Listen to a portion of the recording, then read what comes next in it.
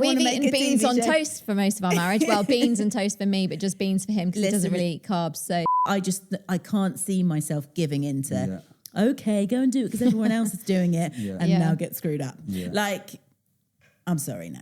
Out of everything they could watch, it's like, YouTube. Like they go bananas for YouTube. You know, I have to apologise to my kids probably on a regular basis for getting things wrong, and just them watching you do your walk of faith actually informs the way you parent and opens up to them having their own questions. Yeah, that's good. And that's the other thing. And then it gets, I feel like, more, I don't know, extreme or a little bit different. I'm like, how have we got here? What algorithm are we on here? Why is that person's head out the toilet?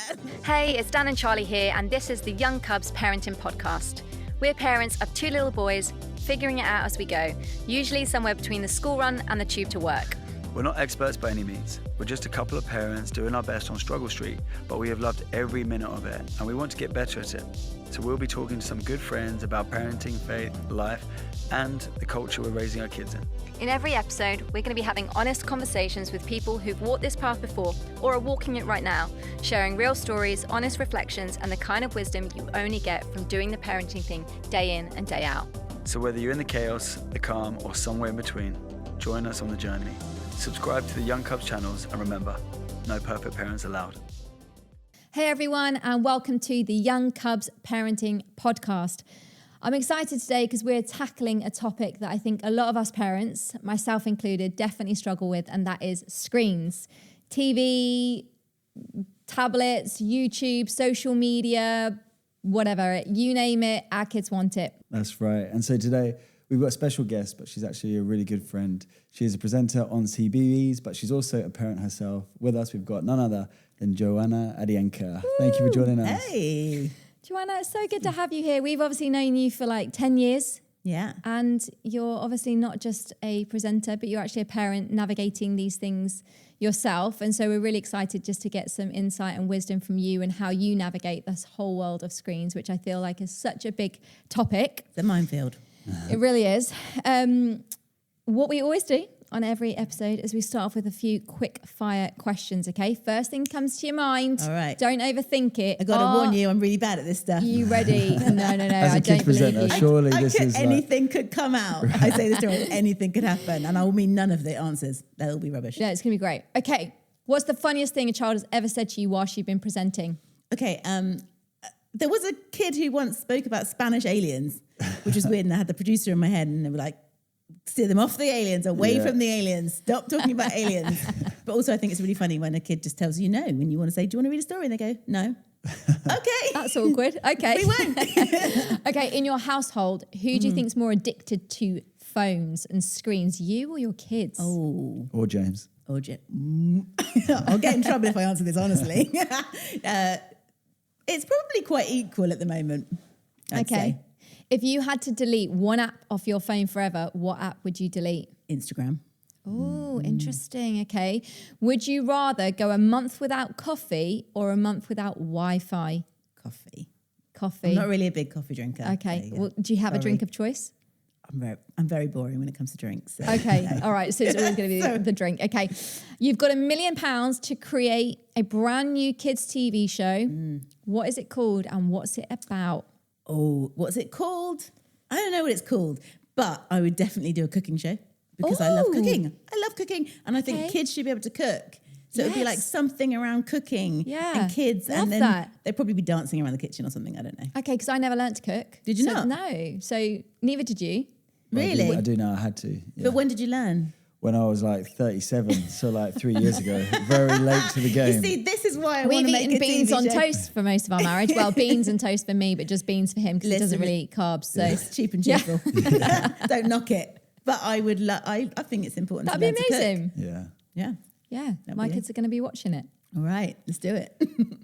You are a very gifted kids presenter, and I say that because like I've watched you many times. And I think you're brilliant. Your authenticity and just the way you can communicate whenever we see your like face on a bus or a billboard or coming up on TV. On a bus? Yeah, I've seen it on a bus. I think. My goodness. I think there's been some CBeebies thing. Maybe I've imagined that. I don't know. I feel like I walk around London, I see your face popping up different places, and I'm always like, Knox, Nico, look, there's Joanna. No. And it's really cool to actually like be a presenter, but also someone who can like, good interacting with the kids off the screen. So like I've heard stories of some kids presenters and like when they meet kids in real life, like they're really disappointed because they just won't give them any time. Right. But I've seen you like you give kids time on and off the screen. I think that's amazing. How did you even get into presenting? Like what's your story there? Yeah, so I started off as a dancer from like a really young age. So I was dancing from 2.5 years old. That was my thing. Loved it. Went off to dance school, drama school, left as more of an actor. So went into the world of acting. And then about 8-10 years into that, when I was just doing the circuit of, a show here, no big things, but, bits of this, bits of that, I was like, I remember I wanted to be a presenter. That was kind of the dream from when I was about 14. And I sort of said to my acting agent at the time, hey, I want to be a presenter. Specifically, I want to be a kids presenter. Right. And they were like, you're a bit old. I was about 24. Right. And I was like, mate, seriously, I'm not old anyway. So at that point, we parted ways amicably. But it was like, it's not going to work if, this person isn't really for me. And then I just started to make my own way, really. I saw an advert on Channel 5 for as a competition for a presenter to go behind the scenes at Home and Away. So I was like, I'll do it. What, in Australia? In Australia. Wow, I didn't know this. So it was Easter Monday. Right. I remember it like it was yesterday. And I was with one of my very good friends in her house, saw this advert. I was like, hey, do you fancy? Should we do this? She was like, she's so up for anything. She was like, I'll dress up as Marilyn. You can interview me. We did it in her garden. Way. Her husband shot it on his mobile phone. And I sent it in. Ended up getting shortlisted down to the last 5. And massive kind of church community kind of got behind voting, ended up winning it and going to Australia and making these 2 episodes for Channel 5. And that was kind of my kickstart off of going, okay, this is what I want to do. Yeah. And I was terrible. I watched those episodes and I was like, you're really bad. But it was my learning ground. I went out with a producer from here and a director came from here as well. And we shot this content. I learned on the job. Like I said, wasn't very good. But I pushed my way into like knocking on doors, sending people, made a show reel, wrote to everyone I knew who was in the industry. Wow. And then eventually got a screen test at CBeebies. Oh, CBBC actually. Right. And then I didn't get picked up. They were like, good, but no thanks. And then about a year later, a research contacted me and said, hey, we've got a pilot we're making. Do you want to come and audition for it? And I went. I was actually pregnant with my first child and didn't get that job either. And then probably another year later, the same research came back to me and said, we've got another pilot we're making. At this point, I just had my second child. And I was like, sure, I'll come for the audition, and then got that job. And that was kind of my way into it all started. Amazing. Yeah. That's so cool. I used to love Home and Away. Yeah. Yeah. Wild. Yeah. I think I lived for that when I would come back from school. And it'd be like Home straight and Away on Neighbours. I was just going to say. Yeah. Like, I just did them both. We did both in my house. What about you? I was probably more of a Neighbours growing up. Okay. Yeah. And then like dipped into Home and Away. Toady. I'm trying to remember the Neighbours. I can remember the Toadfish. Home and Away theme tune. Home and Away. You and me belong together. Oh yeah, that's Neighbours. No, that's Home and Away. Oh yeah. Everybody. Yeah. Wow. Yeah. Okay. So, yeah. Really good. That was good, babe. Good memory. Okay. Gone off topic there. Okay. Obviously, a lot of people know you through the screen, but we've known you for 10 years. We know you as an incredible wife to James. We know you as a phenomenal mum to your 2 children.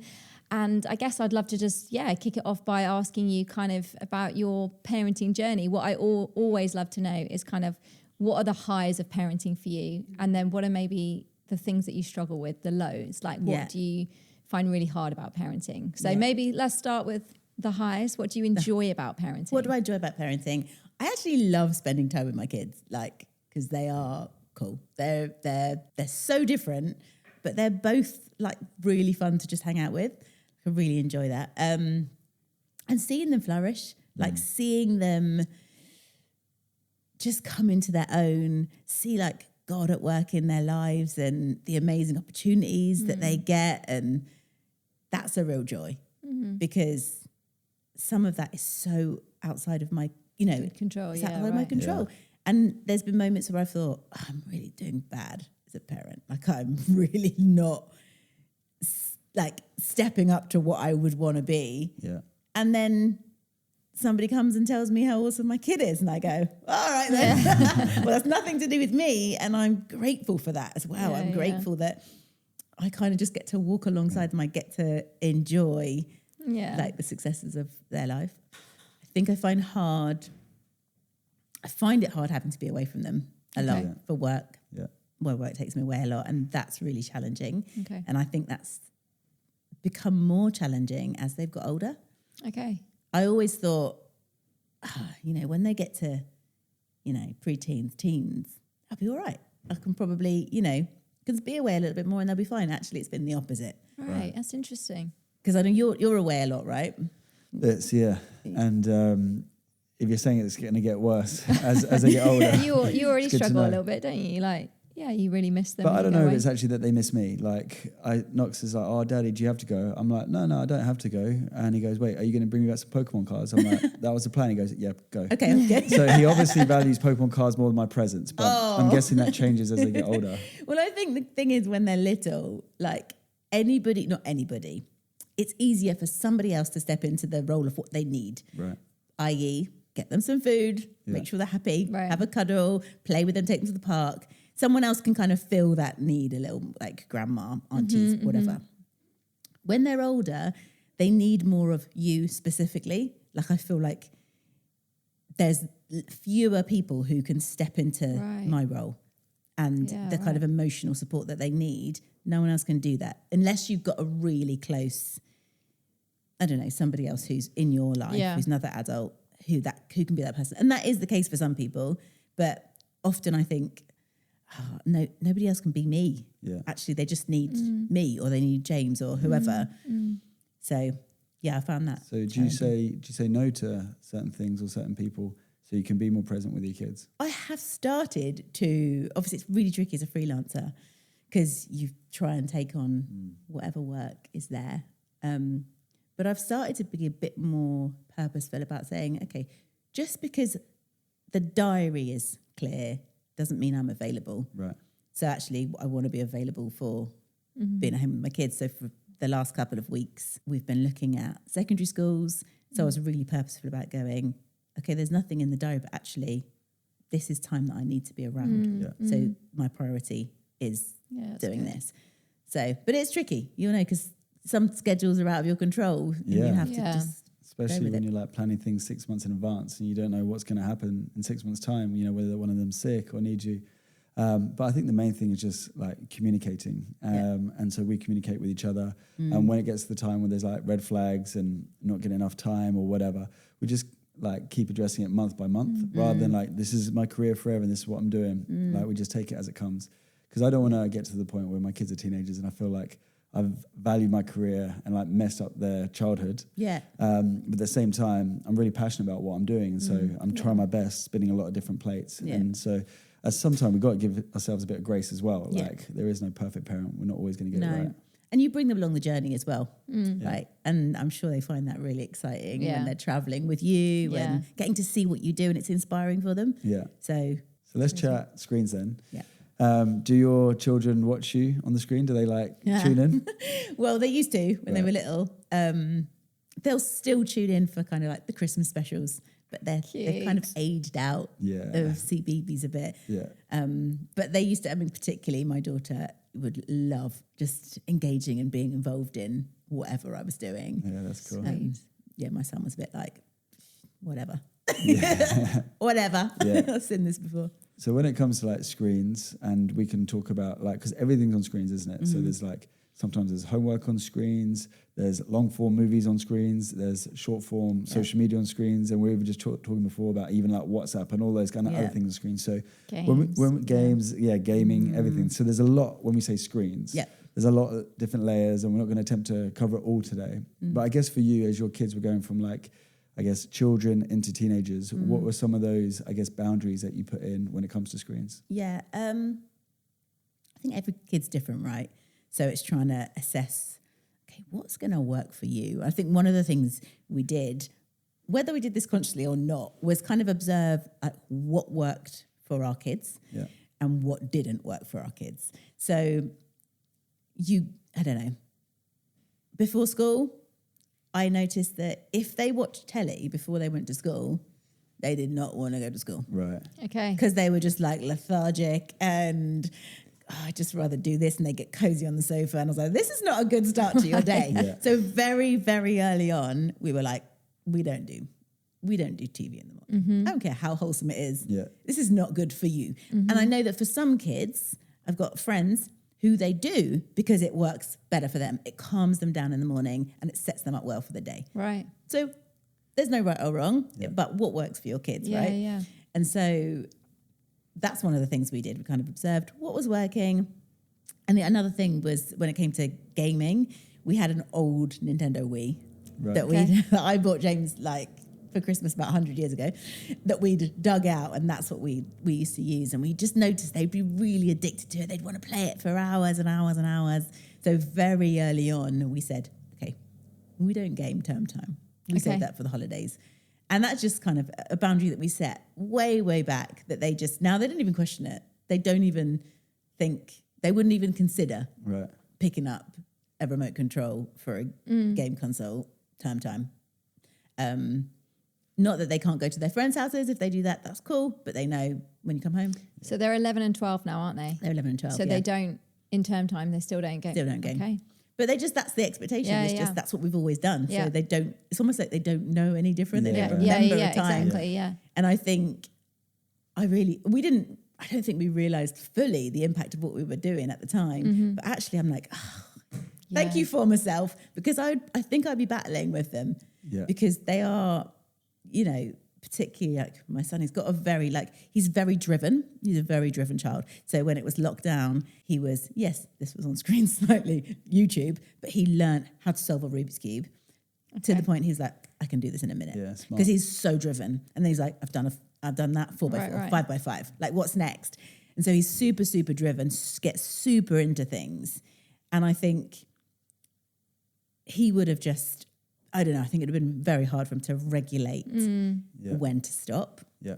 And that's the other thing. I don't know how you see this with your kids, but teaching kids how to self-regulate, I think that's really important. Like, we do it with food. So if my kids say, can I have a biscuit? I'm like, yeah. How many can I have? Well, no, you decide. How many do you want to have? And they're like, 2.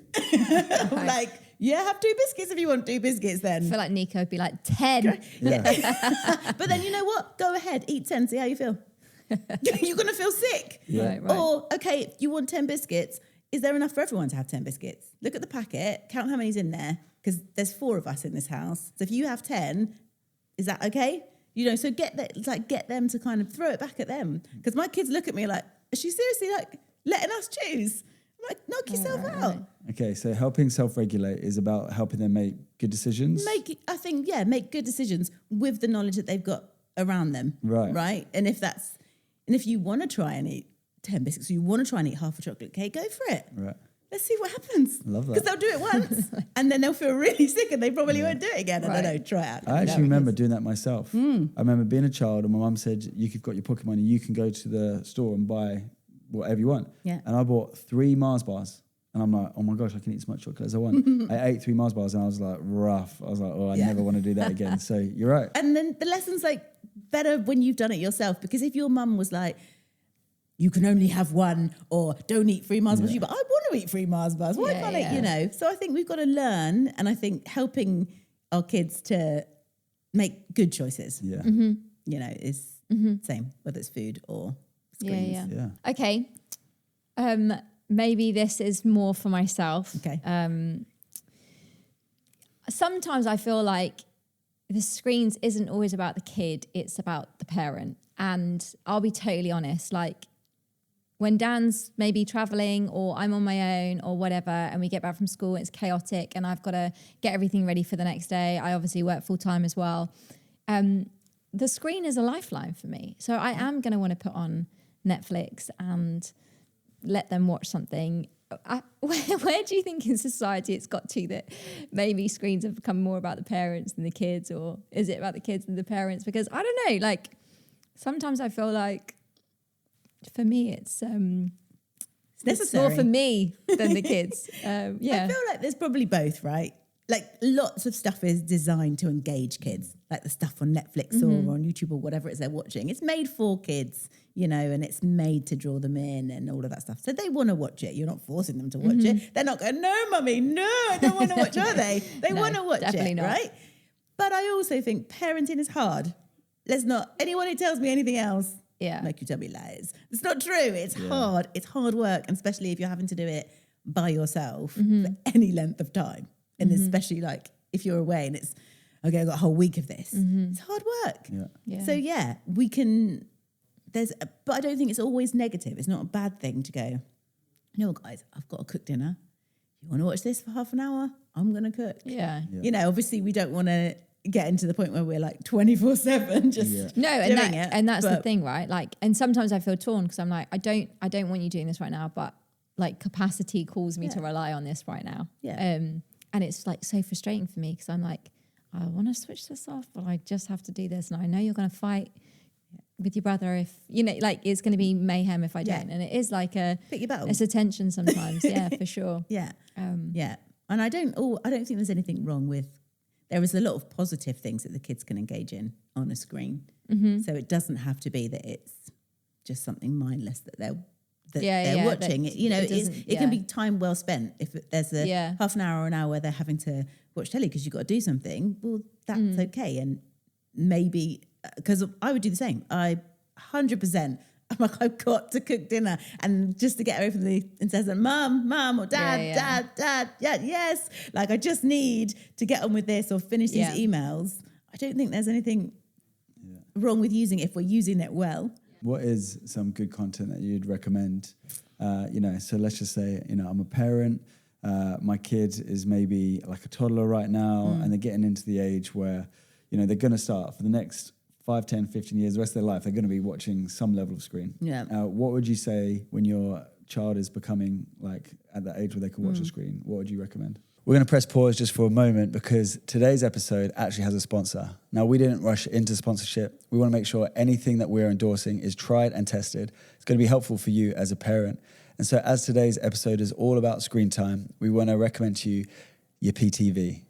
Yippee TV creates amazing content for kids, and we know for our own kids, it's entertained them and educated them. When you watch Yippee, every screen offers hope. This is where faith, family, and fun come together. You're only one adventure away.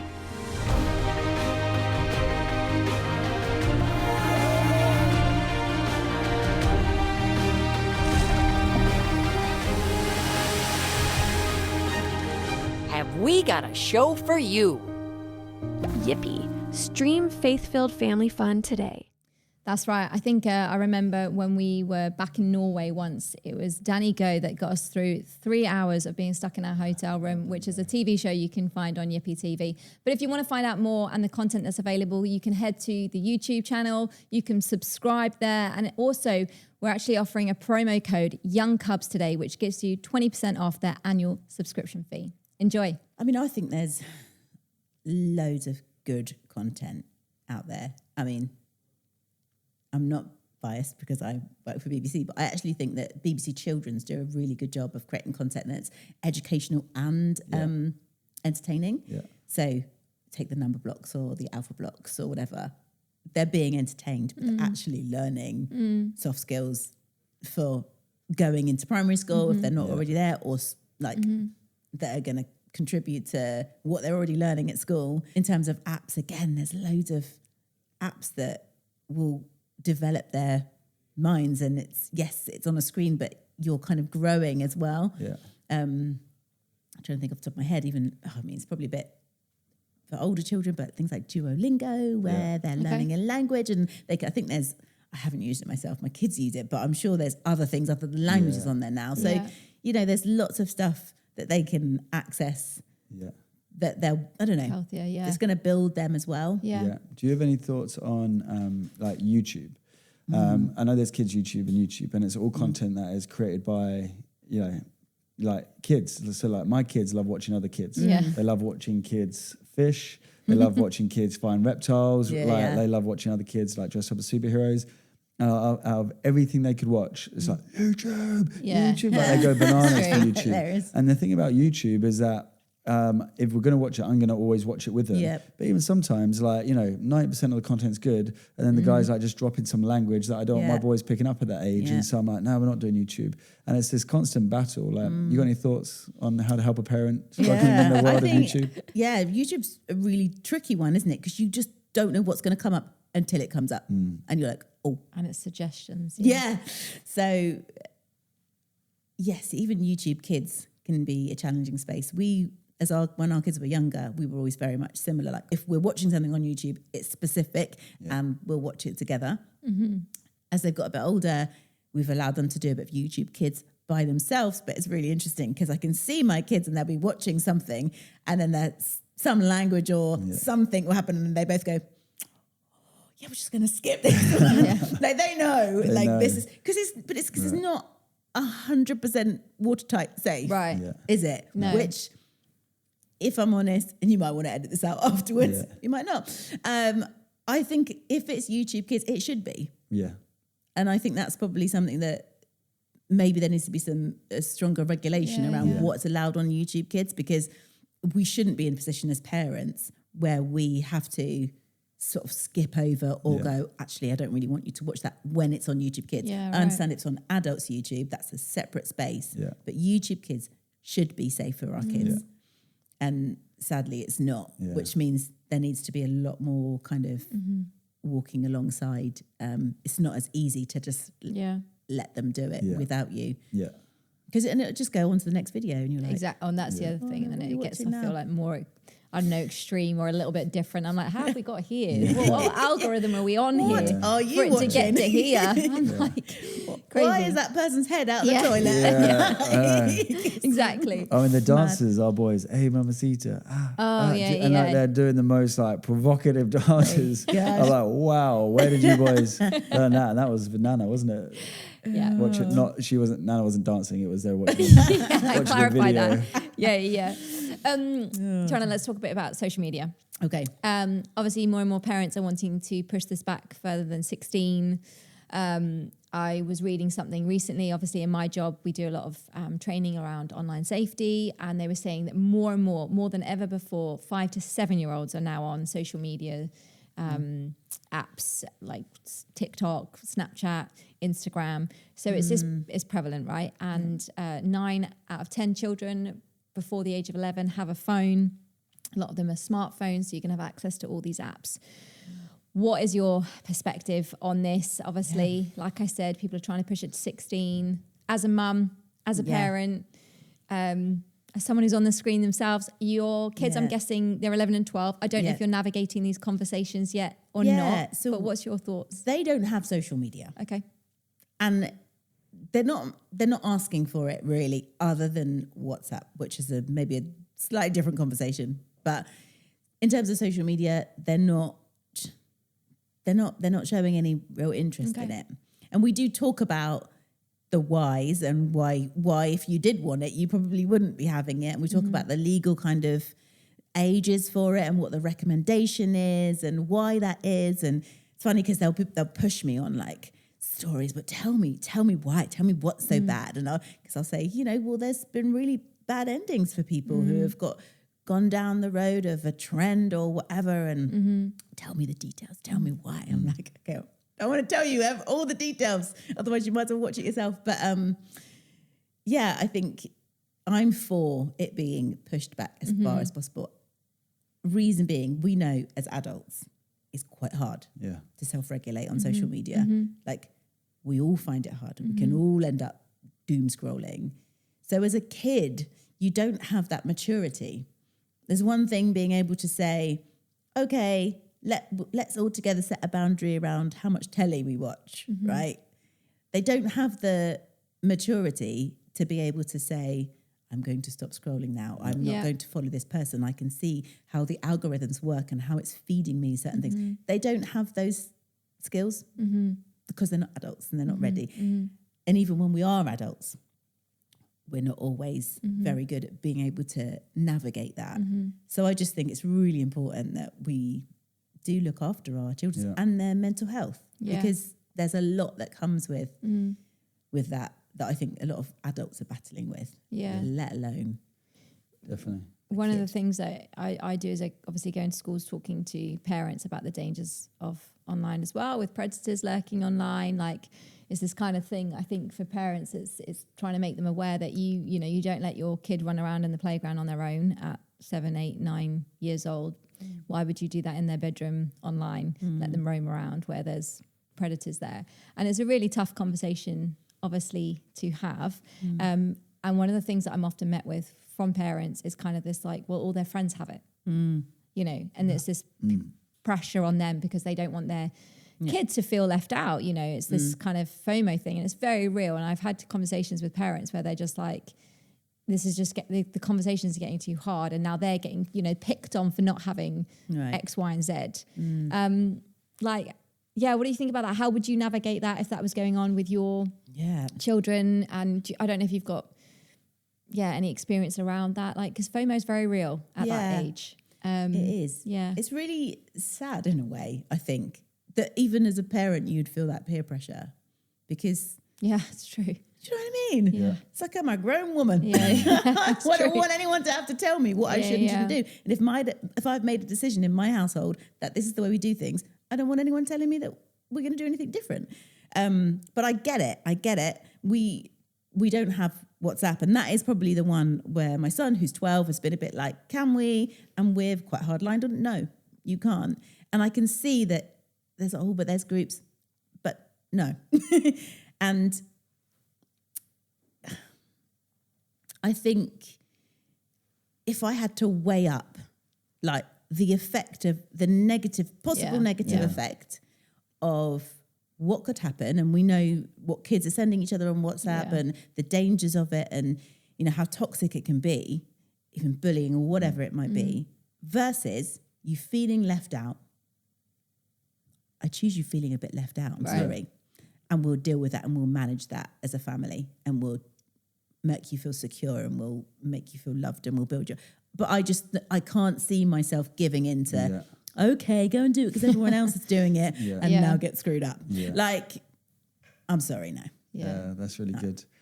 When we think about like when we were kids, like everything we watched was on demand. Like, I mean, like we'll choose something and we press play, or we put the VHS in or as a channel, whereas the algorithm is just non-stop created for things that you're potentially going to love. Yeah. And they say it's that algorithm which is so divisive to our mental health. And I've even heard one guy talking about it. He's saying like back in the day, lead paint was all around the walls and they found it was corrosive and it killed people. Right. So instead of just saying, right, that shop can't sell lead paint, they literally just banned it so no one can use lead paint everywhere. And there's just this talks of somehow banning this algorithm so that the non-stop content, which is so hard for anyone to pull away from, will just get banned. So it's a little bit more on demand.